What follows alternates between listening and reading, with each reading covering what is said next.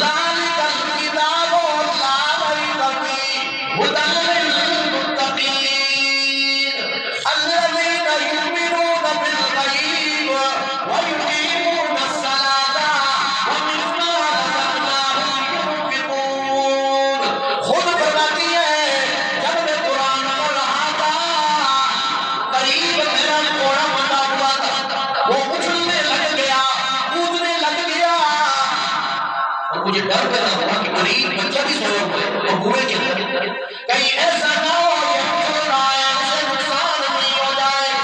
قرآن کی تلاوت بند کی تو گھوڑا بھی سکون میں آ گیا. پھر بیچین ہوا قرآن پڑھ رہا تھا، پھر قرآن پڑھنے لگ گیا، پھر اٹھنے لگ گیا.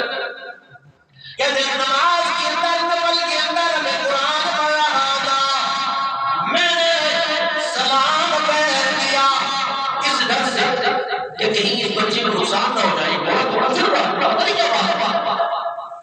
کہتے ہیں اچانک میری نگاہ آسمان پہ پڑی، چھوٹے چھوٹے چراغ ایسے آسمان کی طرف بلند ہو رہے ہیں، آہستہ آہستہ آسمان کی طرف جا رہے ہیں، اور میں بڑا حیران ہوا.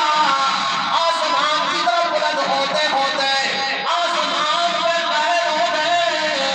اللہ اکبر. صبح ہوئی، نبی کریم صلی اللہ علیہ وسلم سے میں نے ذکر کیا، فرمایا اقرا یا حسین، اے حسین پڑھتے رہنا تھا قرآن. اے اللہ کے نبی کیوں؟ فرمایا آسمان میں فرشتے تمہارا قرآن سننے کے لیے آئے. اللہ کی قسم ہے اگر تو ساری رات قرآن پڑھتے رہتا اور یہ فرشتے قرآن سنتے رہتے، صبح ہوتی جب یہ فرشتے آسمان کی طرف بلند ہو جاتے، سارے مدینہ والے ان فرشتوں کا دیدار کر لیتے.